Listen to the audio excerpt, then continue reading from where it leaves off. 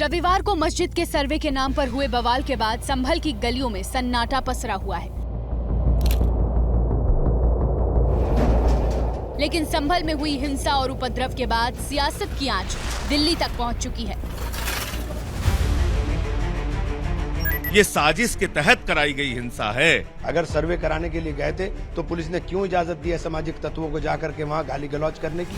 विपक्ष के कारण ये घटना घटी है।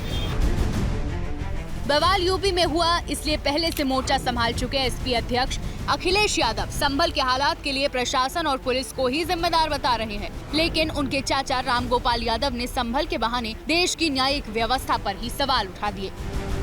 पूरा का पूरा कराया गया ये दंगा है, और किसने कराया? सरकार ने कराया। सरकार जिसने वोट लूटा, सरकार ने जिसने मशीन पर ईवीएम की बटन बार बार पुलिस से दबाई, प्राइवेट ड्रेस में पुलिस लगाई, उस चुनाव में इनकी धांधली, इनकी चोरी न पकड़ी है, इसलिए जानबूझ करके संभल में घटना कराई है। एक बार सर्वे हो चुका था, दोबारा 6 बजे डीएम लेके पहुंच गया वहां पे, और किसी पक्ष को जज ने फैसला दिया, जो न आदेश दिया उसमें दूसरे पक्ष को न बुलाया न जानकारी।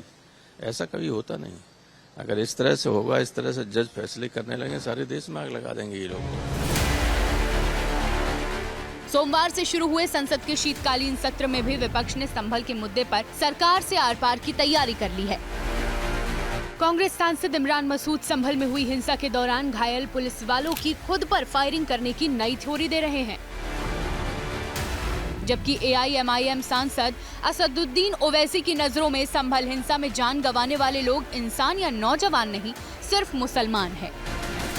जिस दिन कोर्ट में सुनवाई होती है उसी दिन ऑर्डर हो जाता है, उस दिन सर्वे भी हो जाता है। ये तो 1948 में ऐसे ही हुआ था बाबरी मस्जिद में। तो ये जो फायरिंग हुई है, ये फायरिंग नहीं है, ये मर्डर है। अब क्या हो रहा है? ये तमाशा बना दिया उत्तर प्रदेश के अंदर। आग के अंदर झोंकने की तैयारी है और पुलिस मिलकर के काम कर रही है। सीधे सीधे हत्या करा रही है, सीधे गोली मार करके 5 लोगों की हत्या कर दी। लेकिन बीजेपी संभल की शांति में खलल डालने के लिए विपक्ष, खास तौर पर समाजवादी पार्टी को जिम्मेदार ठहराते हुए संभल के सांसद जियाउर रहमान और स्थानीय नेताओं की भूमिका पर सवाल खड़े कर रही है, जिनके खिलाफ जामा मस्जिद के आसपास लोगों को इकट्ठा करने और उकसाने और भीड़ को भड़काने के मामले में एफआईआर दर्ज हुई है। ये जो आदेश हुआ सर्वे का सरकार ने नहीं किया है, अदालत ने किया, कोर्ट ने किया है, तो कोर्ट का आदेश मानना चाहिए था। ये लोग कराने वाले उन्हीं के लोग हैं जो सुनियोजित ढंग से पुलिस पर पथराव हुआ। विपक्ष ने तुष्टीकरण नीतियों के तहत वहां पे सर्वे टीम पे हमला नहीं था, ये भारत के संविधान पर हमला था, भारत के लोकतंत्र पे हमला था। ये भारत को जलाना चाहते थे। इन लोगों ने कहा था कि भारत को बांग्लादेश बनाएंगे। इसी बीच नगीना से एएसपी सांसद चंद्रशेखर आजाद ने बवाल के बाद पैदा हुए तनाव के बीच हालात का जायजा लेने के लिए दिल्ली से संभल की ओर कूच किया। लेकिन सांसद के संभल की ओर रवाना होने की खबरें मिलते ही हापुड़ टोल प्लाजा पर पहले से मोर्चा संभाल चुके पुलिस प्रशासन ने चंद्रशेखर के काफिले को आगे बढ़ने से रोक दिया।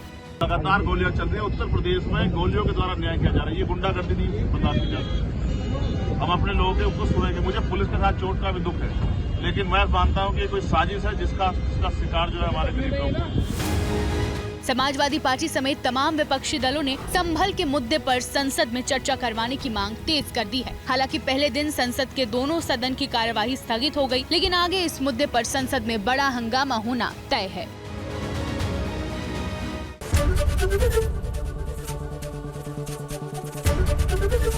एबीपी गंगा, खबर आपकी, जुबान आपकी।